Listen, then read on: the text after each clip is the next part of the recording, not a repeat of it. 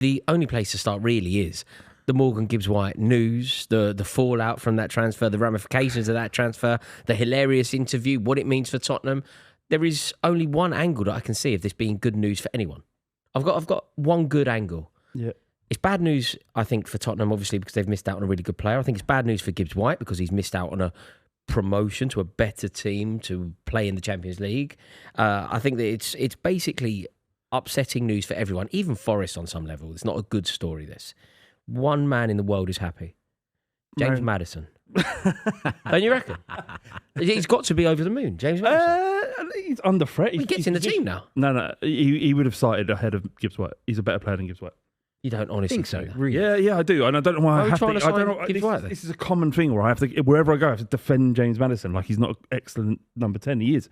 He's one of our best players last year. Okay, fine. Even if you rate him, like you can rate him and think he's brilliant, but not think he's better than Cole Palmer or not think he's better than whoever, right? He's not better. But he's not better than Morgan Gibbs-White, is he? Or maybe I'm wrong. I might be wrong as well, but it's definitely a conversation. He doesn't. If he had signed for Spurs, he didn't just walk into our first team as number 10. He would have done. He would have done. But Maddison would have started. I think they're different types of midfielders, to be honest with you. I think with Gibbs-White, the best work that he does is in a Forest system where they play on the counter-attack. And he drops deep and he gets on the ball nice and early. And early, he's putting balls into the channels for people.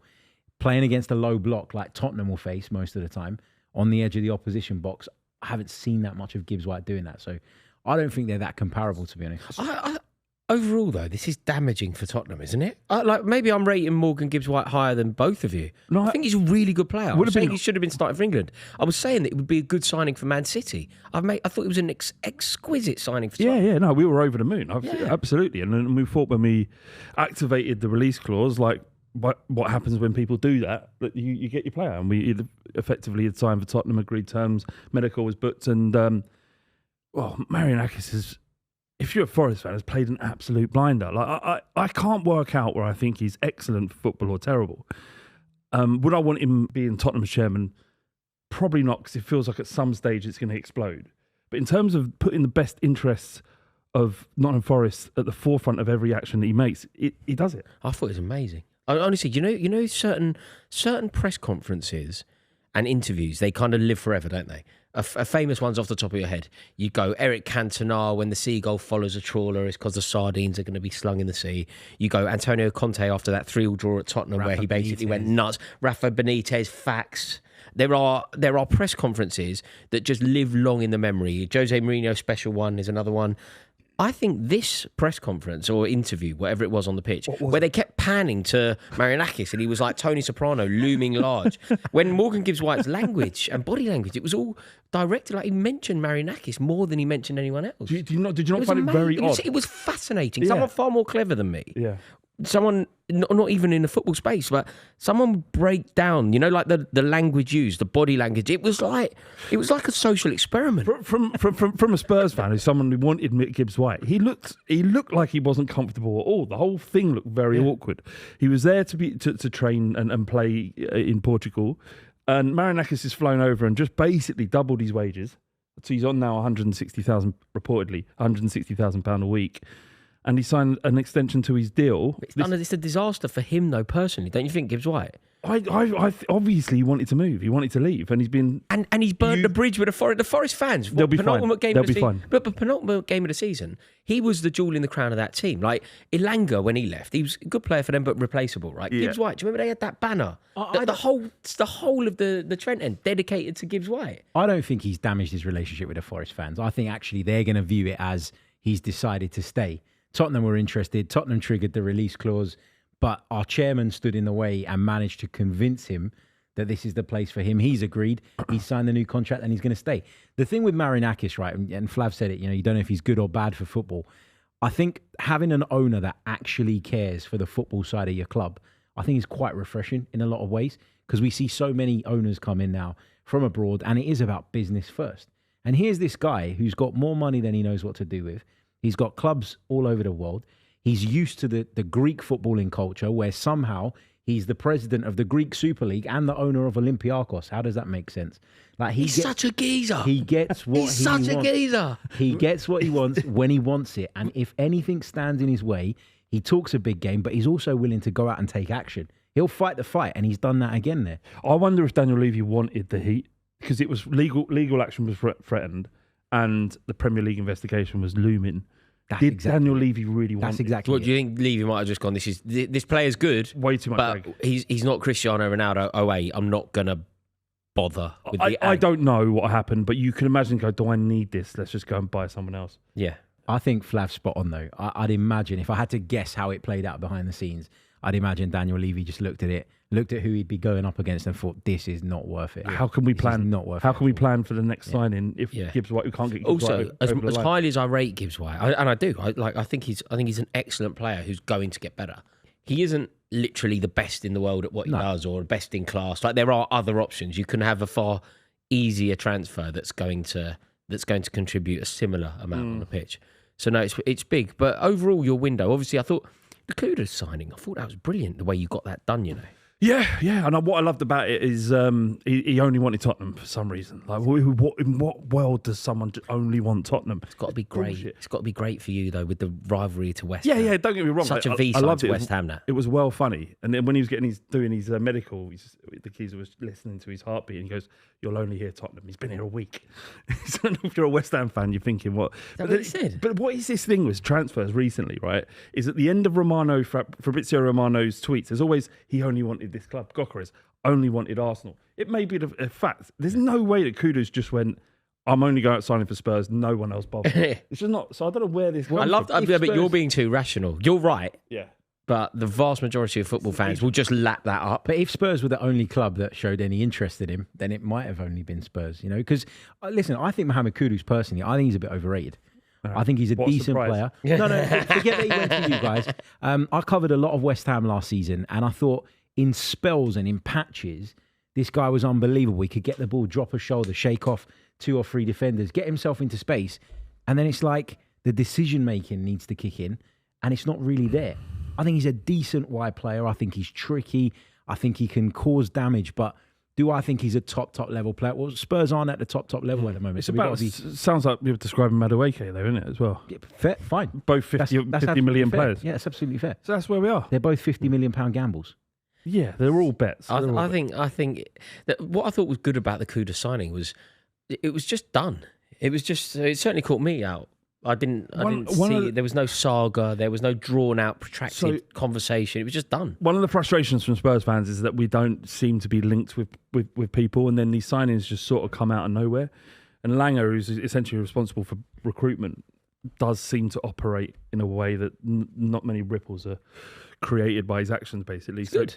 It is good, but you're also like, as someone who makes a podcast, you need stuff to talk about. So I'd rather he didn't work in silence and fucking, do you know, and give us some breadcrumbs. Well, you've got to talk about what's existing. Talk about the current existing issues rather than what comes next. Talk about Christian Romero. Is he staying? Yeah, he's staying. He has to stay. He's got 2 years left on his contract. Champions League football. Atletico would have to pay 70, 80 million pounds. They're not going to do that, so he's staying. Heung-min Son?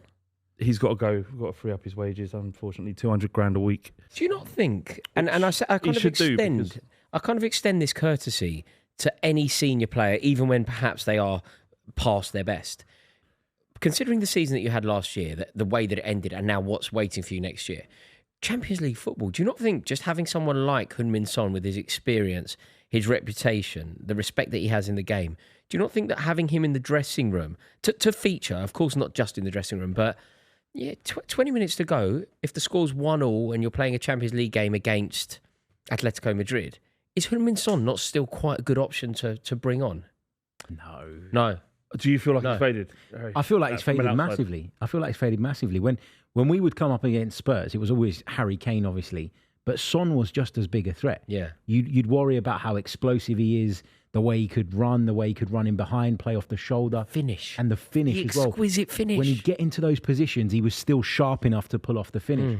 Now you look at him, and if he does get in behind, and if he does get into that situation, he doesn't feel like he's got the power anymore to produce that same level. That 1v1, he's a couple of yards slower than he used to be. Yeah. A player of his type, that does age quickly, unfortunately. It was pace and power. Yeah, that half yard. He's earned the right, from my respect, to run his contract down, but it seems like he wants out. It's a weird thing. I think, like, you imagine him being a part of Postecoglou's Pochettino's Tottenham, and that really strong side they put together between sort of 2016 and 2018, and then it was just sort of him and Kane under Mourinho and Conte, and then he won the Europa League, and it just feels like, can he go Timing again? he works, yeah. Yeah. So, And I suppose you need to rebuild. What do you think then? The Gibbs-White hasn't happened. Kudus is in, and I think that's a decent signing for sure. What's next? What do you need? What do you expect? we need a 6 and another creative midfielder, really, I think. Not Basuma. Someone better. Do you not think Archie Gray can develop into that? Yeah, or is he not there yet? No, he's not there yet. We've been linked with João Paulino. Be a great signing. He would. He's what we really need is a ball playing midfielder, which Paulino isn't. But I think he would be a good signing. I think that we'll end up going back in for Eza if we don't get. There'll be fireworks here around this table. I mean, can you afford to get him in now? You've spent a lot of money. Yeah, I think Arsenal absolutely can afford it. I think for Arsenal, How much have you spent? over 200 million, I think, or around about. Well, how much that more mark. do you Well, want? that's going to be. That's going to. I mean, so do you think that Tottenham could potentially still go for Eberechi Eze? Yeah. I think if there's a conversation between the two clubs who he signed for, then we'd probably be up for a bit of a fight. But if Arsenal aren't legitimately interested in him, if they see Wanyeri as that long-term player to take that position up, then maybe Eze will be available. But And what about Frank overall? Were you supportive of the appointment? You know, when it became apparent. I know you were. You didn't want to see Postecoglou go, did you? Which is wild. But that is where you sat. After the cup win, I was so sort of carried away with it Yes. that I was just too emotional. Emotion, yeah. Like now, the time has passed. It was the right thing to do. He absolutely had to go. Yeah, 100%. Yeah, But I totally understand why you think that. You totally understand why I think that. But I'm sure both of us totally understand why he thinks. Yeah, I think obviously when the emotions kick in, when you've just won a trophy and all that, I can understand why you'd feel that way. But it wasn't long living that. Yeah. Once it sort of faded and the glow of the trophy sort of dissipated somewhat. you know what would have done it for me? If I was a Spurs fan, the bit that would have done it for me, I would have enjoyed the sort of lifting of the trophy, the enjoyment. I would have gone to the parade. I'd have had a great time. When he got up on that podium after and said, season 3 is always better, or season 2 is better, whatever he said, that would have been it for me.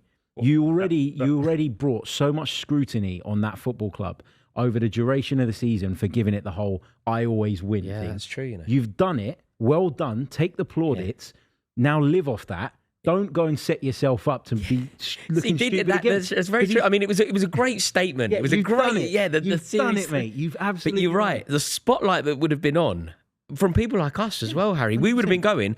Hang on a minute. You said at that parade that this season was going to be even better. I mean, it couldn't be any worse. It was like it was. I mean, it could. It was a glorious season for you in the end.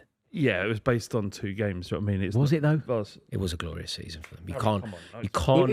It was glorious in the sense of you got to experience winning that trophy and all the rest of it. You qualify for the Champions League, which I think would have been probably the target at the outset of the campaign. So there's lots of bonuses to take away from it. But mate, come on, we can't erase the 8 months that you had before. You don't have to tell me. I sat through every single minute of it. I'm just saying that it was all wiped away. I mean, this season we remember. So okay. Now, thanks to Postecoglou's contribution, Thomas Frank is going to lead Tottenham into the Champions League.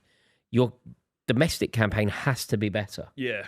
What are we thinking? What's the expectation? I think we can finish in the top 6.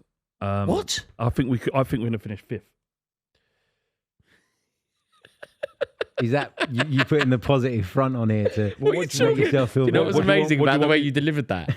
You delivered that with such a lack of being convinced. Don't tell me how I delivered it. Mate, there was no I'm conviction yourself. There was no conviction. I think we're going to finish 5th.